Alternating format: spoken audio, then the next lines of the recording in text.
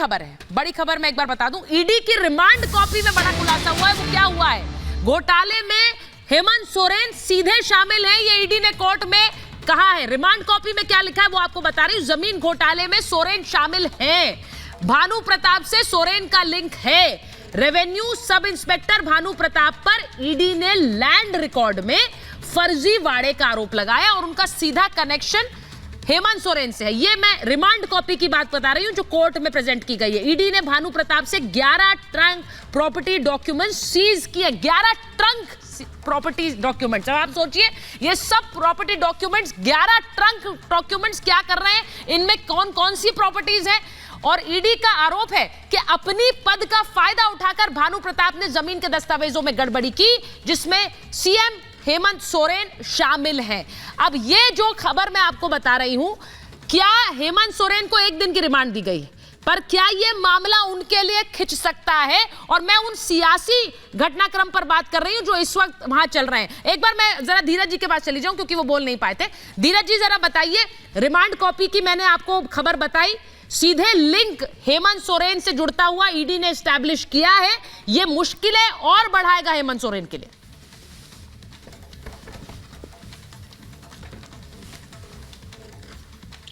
मेरी आवाज आ रही है? जी जी दुबे जी आ रही है, बोलिए। आवाज आ रही है मेरी? जी जी जी बोलिए दुबे जी। मैं ये बोल रहा हूं कि जो सवाल हमसे होने चाहिए वो सवाल किसी और से पूछा जा रहा है। अच्छा ठीक है, आप बोलिए। मैं बहुत लंबे समय से इंतजार कर रहा हूं कि मुझे हर बात को जवाब देने के लिए हम यहाँ हैं। नहीं नहीं बोलिए बोलिए। आदिवासी का बात आप कर रही हैं कि आदिवासी कार्ड क्यों खेला जा रहा है। आप ही के चैनल ने जब राष्ट्रपति बनी थी तो आदिवासी राष्ट्रपति, आदिवासी राष्ट्रपति, आदिवासी राष्ट्रपति, तो मुख्यमंत्री के पीछे आदिवासी मुख्यमंत्री लगाने में क्या हर्ज है? और जो आप आदिवासी विक्टिम कार्ड बोल रही हैं, आदिवासियों का संघर्ष झारखंड में रहा है। जब इनके पिता आदरणीय गुरुजी दिसोम गुरु शिबू सोरेन जी का जब संघर्ष शुरू हुआ था तो यहाँ महाजनी प्रथा हुआ करता था। उस समय भी प्रशासन हावी थी, इनको शूट एट साइट का आदेश निकला हुआ था, इन पर कई एफआईआर किए गए, लेकिन अपने लोगों के लिए लड़े, यहाँ के आदिवासियों के लिए लड़े।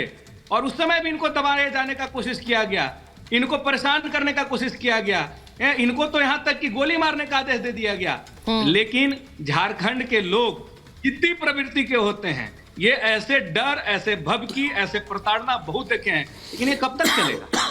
कब तक चलेगा? आज राजभवन के पीछे से खेल हो रहा है। एक अदना सा आदमी भी समझ रहा है कि यहाँ पे राष्ट्रपति शासन लगाने के लिए ये खेला किया जा रहा है। एक नैरेटिव सेट की जा रही है कि सीता सोरेन जी, बसंत सोरेन जी मुख्यमंत्री बनना चाहते हैं इसलिए ऐसा हो रहा है। नहीं, कुछ नहीं है। मैं दावे के साथ कर रहा हूँ आपके चैनल पे, बसंत सोरेन जी वहां मौजूद हैं और खुद चाहते हैं लक्ष्मण बनके कि राम अगर वनवास गए हैं, राम को अगर वनवास भेजा गया है तो उनके आदेश झारखंड में नहीं, ये अच्छी बात है दुबे जी। और उनको सभी विधायक दुबे जी ये अच्छी क्यों राजभवन इस तरह का कार्य कर रहा है? नहीं ऐसा दुबे जी पूरे प्रदेश में आप देखिए, ये जो बराबर के मोहर मिल रहे हैं लैंड डिपार्टमेंट का, रेवेन्यू डिपार्टमेंट के पेपर मिल रहे हैं, फर्जी डॉक्यूमेंट्स बनाए गए हैं, ये सारे तो हैं। केवल ईडी का ही मामला नहीं है, ये पुलिस का भी मामला है, कोर्ट में भी है, लोगों की अरेस्टिंग हुई है, प्रेम कुमार की अरेस्टिंग के बाद इन तक आई है।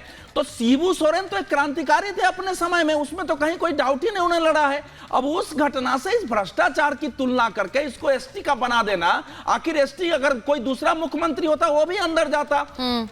झारखंड में लोगों की जमीन हड़प कर, गलत सेना की जमीन हड़प कर बेची गई है, करोड़ों अरबों की कमाई हुई है, ये फैक्ट है, स्थापित फैक्ट है। अब उसमें केवल ये स्थापित होना है, उसमें केवल ये स्थापित होना है कि इनका डायरेक्ट कनेक्शन कहां है, इनको पैसे कितने मिले हैं, क्योंकि जब प्रेम कुमार के घर से मिले, जब वो पकड़ में आया है, उसने बताया है, उसके बाद ईडी आई है।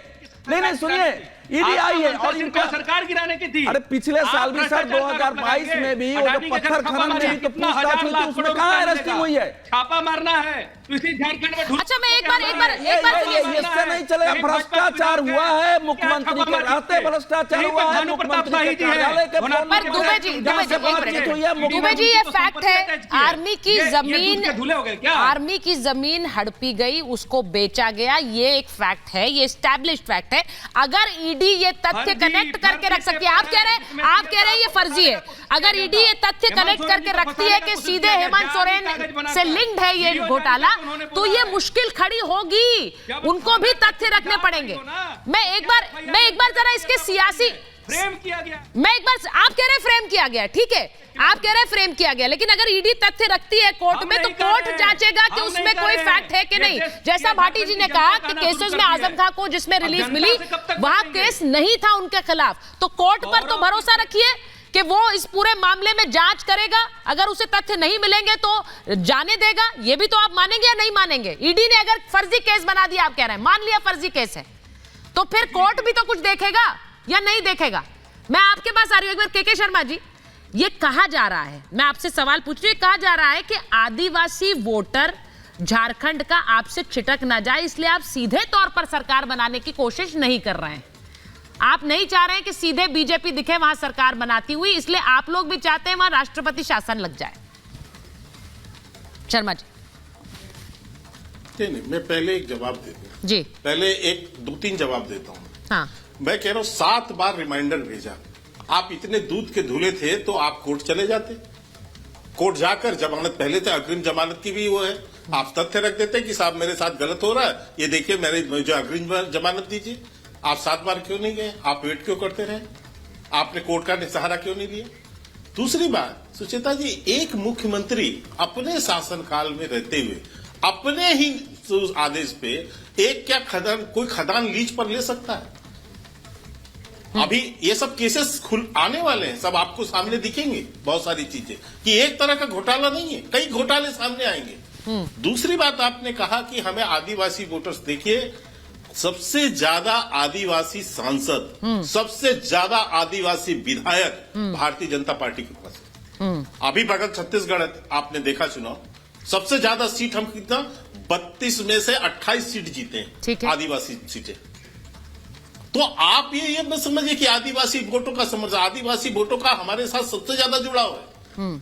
और यही नहीं, वहां पर हमारा केवल इतना सा सेंस है, हम बिल्कुल सरकार बनाने का दावा नहीं कर रहे, हम ये कह रहे हैं कि साहब इनके पास, इनके जो अंतर कलह के कारण से इनके विधायक एक साथ नहीं है, और ये जो है वीडियो आ गया सामने, उसमें सारे अपनी काउंटिंग कर रहे हैं। राष्ट्रपति महोदय को पूरा वो काउंटिंग तो कर रहे हैं, मैंने ऐसे वीडियो थोड़ी। अच्छा, उस पर भरोसा नहीं कर रहे आप भाई, उनका आप भरोसा ही नहीं कर रहे। मैं एक बार भाटी जी आपसे पूछूंगी, प्रेम कुमार जी, भाटी जी मैं आपसे एक बार पूछूंगी, जो दूसरी बात, आप इस बात का लेके, सिग्नेचर लेके, सब लोगों का लेके आप जाइए न्यायालय, बिल्कुल होगा, वही होगी प्रक्रिया, क्योंकि राज्यपाल उसके बिना तो नहीं करेंगे, क्योंकि खबरें ऐसी आ रही हैं कि टूट है, लेकिन वहां वो दिख रहे हैं। भाटी जी मैं आपसे पूछूंगी, कोर्ट ने अब इन्होंने अभी बोला फर्जी मुकदमा है, ईडी ने फर्जी मुकदमा ठोका है, जो दुबे जी कह रहे हैं, अगर मैंने इस बात को मान भी लिया कि भाई फर्जी मुकदमा है, ठोका गया है, तो कोर्ट भी तो तथ्य देखेगा। आपने अभी उसी कोर्ट का हवाला देते हुए कहा कि आजम खां को बरी करा केस में, तो वो कोर्ट देखेगा ना, अगर तथ्य नहीं होंगे तो बरी करेगा। 2 साल, 2.5 साल, 3 साल बाद कोर्ट राहत देगा। हाँ। उसके नाम पे सरकार गिरा दी, अगला आदमी जेल में रहेगा, वो परेशान होंगे, इसका कोई महत्व नहीं है। तो सरकार तो नहीं अब गिर रही है। ये किस तरह सरकार चला रहे हैं? जो 43 विधायक, आपने ही वीडियो दिखाया, आपके चैनल पे चला, गिनती गिन रहे हैं 1 2 3 4 5 6, उन पे विश्वास नहीं है के शर्मा को। के शर्मा की कल्पना पे विश्वास करो, जो यथार्थ है, सामने दिखाई दे रहे हैं खड़े हुए, उस पर विश्वास मत करो। दूसरा उदाहरण देता हूं इनके भेदभाव का। माननीय आजम खान और उनके बेटे अब्दुल्ला आजम को जिस केस में सजा हुई है और उनकी सदस्यता खत्म हुई है, आयु छिपाने, उम्र बदलने के उसमें, कि उन्होंने गलत आयु बताई, वही सेम केस सम्राट चौधरी पे है। सम्राट चौधरी 3 बार चुनाव लड़े हैं, तीनों बार हलफनामे में अलग अलग उम्र बताई है, अलग अलग नाम बताया, अपना नाम भी चेंज कर दिया। तो अगर आजम खान वाला रूल लागू हो तो सम्राट चौधरी जेल में होना चाहिए। उनको वो क्योंकि बीजेपी के साथ है, तो वो तो डिप्टी चीफ मिनिस्टर की शपथ लेंगे। हेट स्पीच वाला मामला भी था भाटी जी, वो मत भूल जाइए, हेट स्पीच वाला भी था मामला। मामले तो कई है ना उनके खिलाफ, एक थोड़ी है।